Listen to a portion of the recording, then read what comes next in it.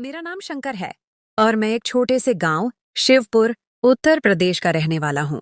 रोजी रोटी की तलाश में मैं अपने गांव से निकलकर बड़े शहर लखनऊ आ गया।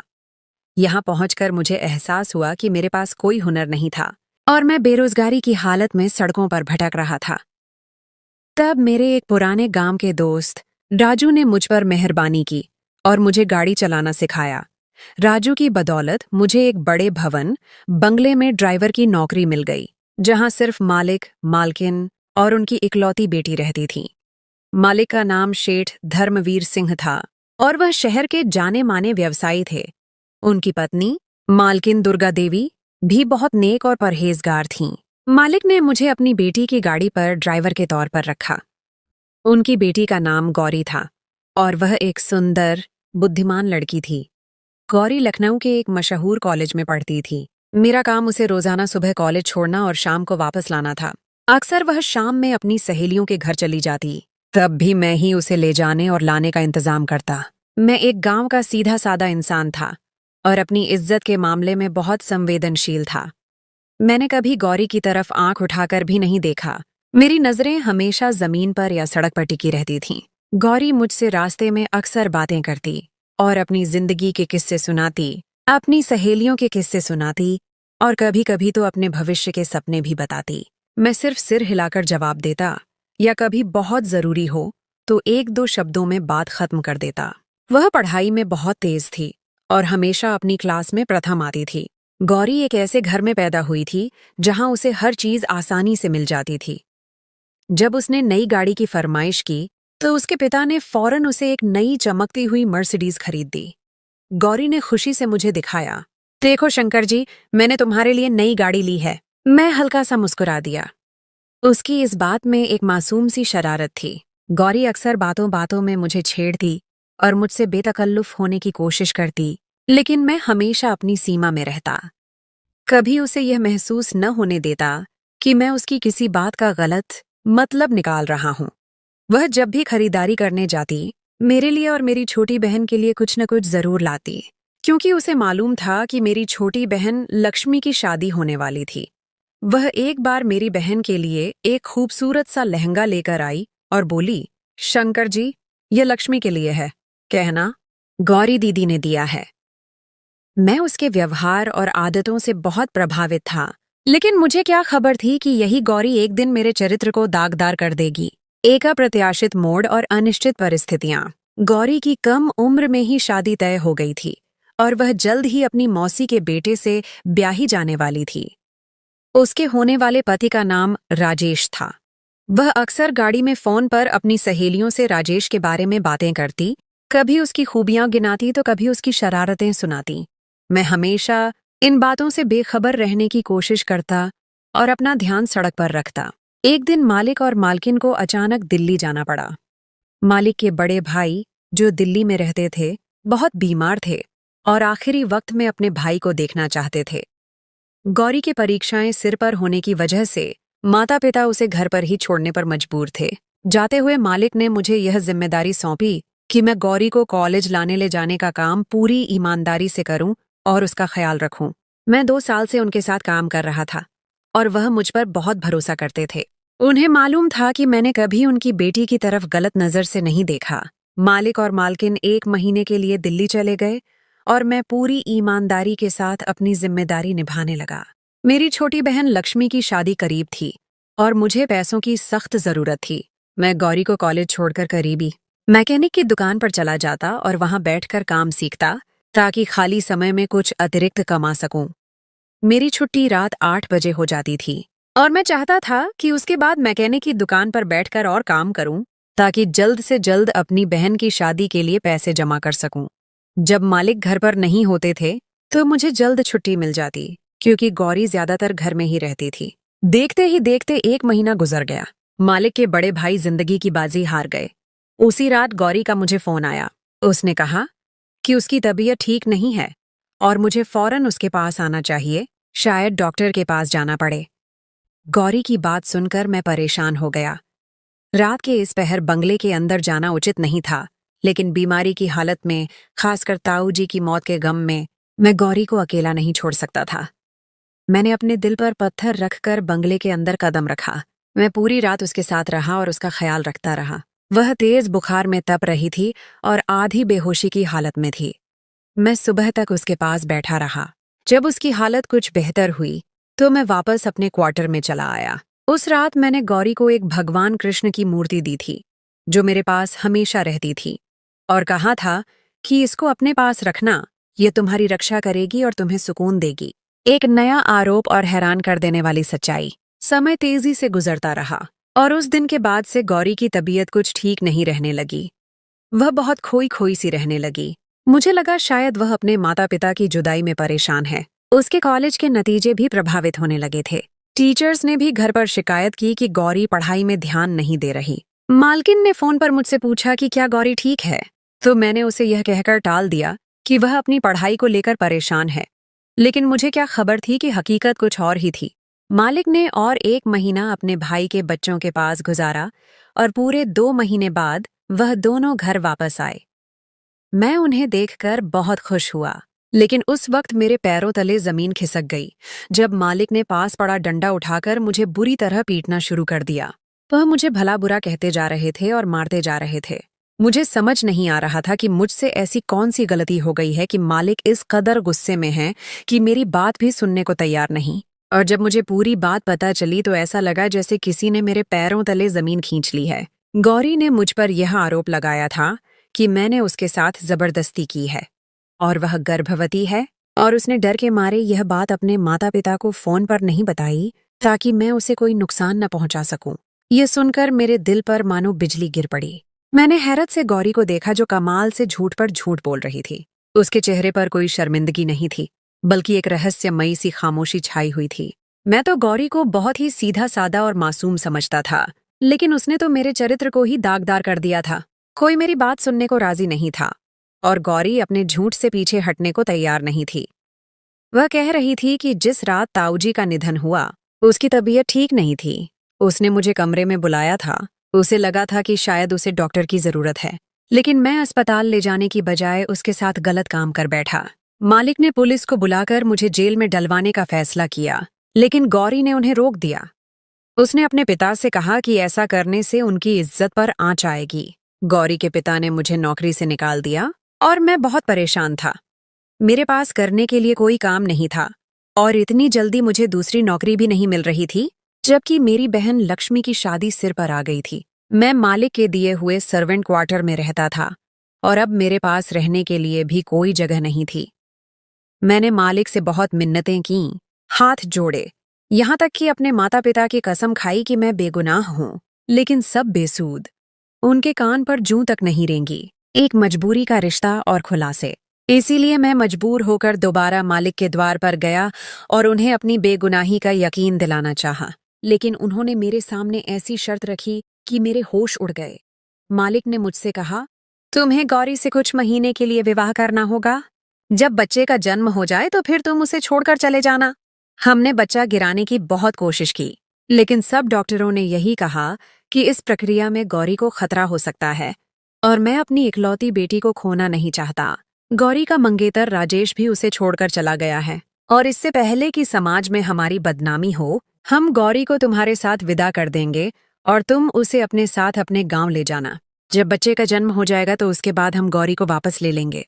मैं जानता था कि यह बच्चा मेरा नहीं है और गौरी ने झूठ बोला है, लेकिन इसके बावजूद मैं इस पर राजी हो गया था, क्योंकि मुझे अपनी बहन की शादी के लिए पैसों की जरूरत थी और जल्दी इतने पैसे मुझे सिर्फ मालिक ही दे सकते थे। उन्होंने मुझे 5 लाख रुपए देने का वादा किया, इसीलिए मैंने गौरी से शादी करने के लिए हामी भर ली और उसके साथ हिंदू रीति रिवाजों के अनुसार विवाह करके उसे गांव ले आया। इसमें कोई बड़ा उत्सव नहीं हुआ, बस एक छोटी सी रस्म हुई। गौरी बहुत शांत थी। मैंने भी गांव पहुंचने तक सारा रास्ता उससे कोई बात न की थी। विवाह के फौरन बाद हम दोनों गाड़ी के जरिए गांव आ गए थे। मेरी माँ और घर वाले गौरी को देखकर हैरान रह गए और जब मैंने अपनी माँ को बताया कि मैंने शादी कर ली है तो मेरी माँ हैरान रह गई और कहने लगी, इतनी बड़ी बात तूने मुझे बताई भी नहीं। तेरी शादी को लेकर मेरे कितने सपने थे। लेकिन फिर गौरी की मौजूदगी को महसूस करते हुए मेरी माँ शांत हो गई और गौरी को प्यार करने लगी। गौरी बहुत खूबसूरत थी, इतनी प्यारी और कम उम्र की बहू देखकर मेरी माँ की सारी शिकायतें दूर हो गईं और वह गौरी को मेरे कमरे में ले गई और उसे गांव की औरतों की तरह सजाने लगी। उसने गौरी को लाल साड़ी और चूड़ियां पहनाईं, उसके बालों में गजरे लगाए और उसे बिंदी से सजाया।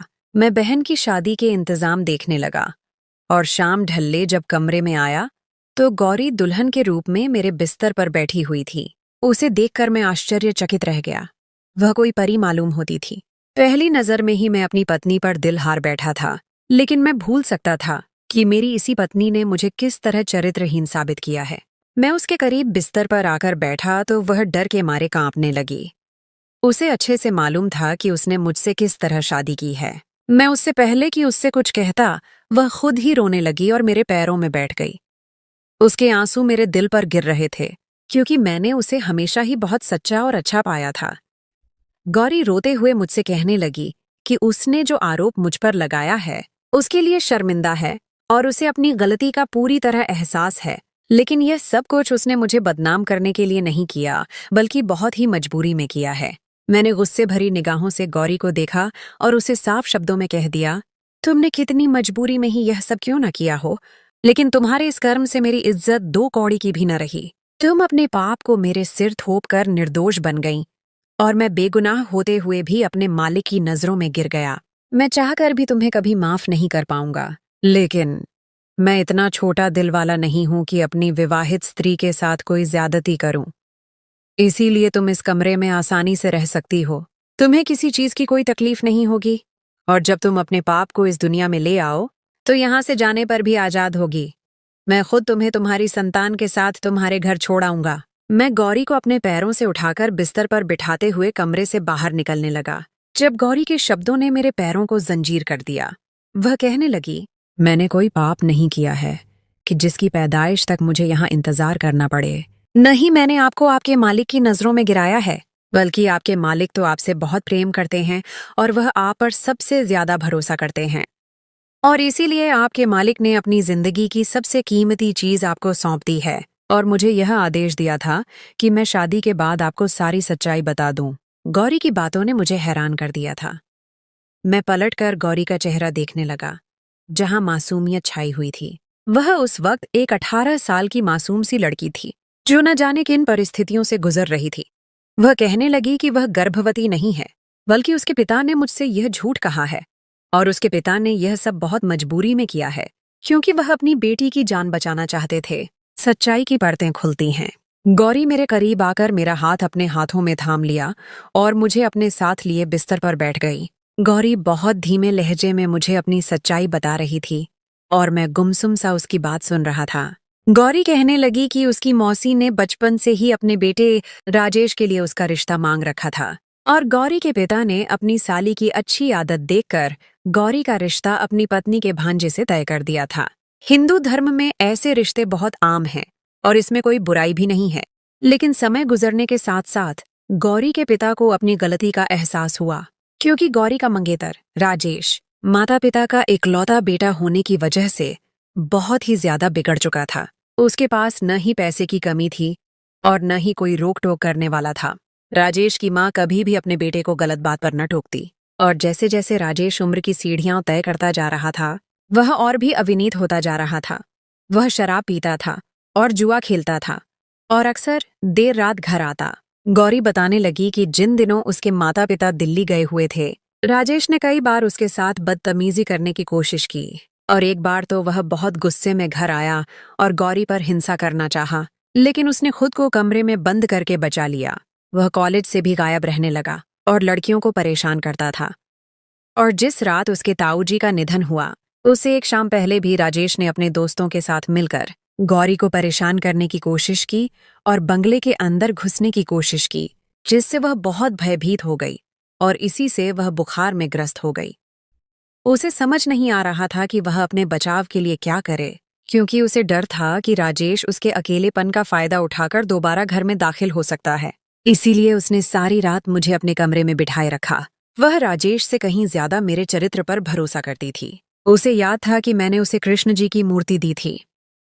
अपने माता पिता के वापस आते ही उसने एक एक बात अपने पिता को बताई गौरी के पिता ने राजेश की माँ से बात की कि वह अपने बेटे को समझाए कि जब शादी करनी है तो इस तरह की हरकतें करने की क्या जरूरत है। लेकिन राजेश की माँ ने यह कहकर बात खत्म कर दी कि राजेश जवान खून है और जज्बातों में आकर जोश मारता है। बच्चे हैं, थोड़ी बहुत गलतियां तो करते हैं। गौरी क्यों इतने पुराने ख्यालों की मालिक है कि अपने मंगेतर के साथ कुछ वक्त भी नहीं बिता सकती। राजेश की माँ का रवैया और भी परेशान करने वाला था। गौरी कहने लगी कि जब पिताजी को एहसास हुआ कि उन्होंने कितना बड़ा गलत फैसला लिया है, क्योंकि राजेश के इतने ज्यादा बिगड़ने के पीछे कोई और नहीं बल्कि उसकी अपनी माँ है, तो वह शादी के बाद भी ऐसी ही हरकतें कर सकता है। मेरे पिताजी ने जैसे ही राजेश के साथ मेरा रिश्ता खत्म करने की बात की तो राजेश धमकी देने लगा। उसने साफ साफ शब्दों में कहा कि वह गौरी को किसी सूरत नहीं बख्शेगा, उसकी जिंदगी बर्बाद कर देगा। उसने यहाँ तक कहा कि वह उसके कॉलेज के सामने हंगामा खड़ा कर देगा और उसे बदनाम करेगा। पिताजी मुझे लेकर बहुत ज्यादा परेशान थे। तब उन्हें लिविंग रूम के शीशे के पार तुम गाड़ी साफ करते दिखाई दिए। मैंने पिताजी को यह भी बताया था कि ताऊजी के निधन वाली रात तुमने सारी रात बैठकर मेरी रक्षा की थी। पिताजी को अंदाजा हो गया था कि तुम एक पक्के चरित्र के मालिक हो, एक ईमानदार इंसान हो। इसलिए पिताजी ने यह फैसला किया कि वह तुमसे मेरी शादी करवा दें और राजेश से फौरी तौर पर छुटकारा हासिल कर लें। लेकिन राजेश यह शादी इतनी आसानी से नहीं होने दे सकता था। इसीलिए पिताजी ने मौसी को यही बात बताई कि तुमने मेरी इज्जत पर हमला किया है और मैं गर्भवती हूँ। मौसी ने खुद ही यह रिश्ता तोड़ दिया क्योंकि वह इज्जतदार लोग ऐसी लड़की को बहू नहीं बना सकते थे। पिताजी तुम्हें पहले ही दिन सारी हकीकत बता देना चाहते थे, लेकिन पिताजी को डर था कि अगर तुमने शादी से इनकार कर दिया तो वह क्या करेंगे। राजेश से बचने का कोई और रास्ता नजर नहीं आ रहा था। इसीलिए पिताजी ने जानबूझकर तुम्हें देखते ही मारना शुरू किया और तुम पर गलत आरोप लगाया और तुम्हें नौकरी से निकाल दिया, क्योंकि पिताजी जानते थे कि तुम्हें पैसों की बहुत जरूरत है। पिताजी को यकीन था कि तुम खुद ही पलटकर वापस आओगे तो वह शादी की शर्त रख देंगे। पिताजी का प्लान कामयाब हो गया था और जब तुम्हें शहर में कोई ठिकाना न मिला तो तुम खुद पिताजी के दर पर चले आए और पिताजी ने शादी की बात रखकर अपना मसला हल कर लिया। पिताजी ने मुझे विदा करके इसीलिए तुम्हारे साथ गांव भेज दिया ताकि उनका बेटा राजेश हमें कोई नुकसान न पहुंचा सके। पिताजी जानते थे कि तुम एक बड़े दिल के मालिक हो और सारी सच्चाई जानने के बाद तुम मुझे स्वीकार कर लोगे। पिताजी को तुम्हारी सही परख थी और पिताजी पहले ही दिन से यह कहते थे कि तुम बिल्कुल भी लालची आदमी नहीं हो बल्कि एक पक्के चरित्र के नेक इंसान हो।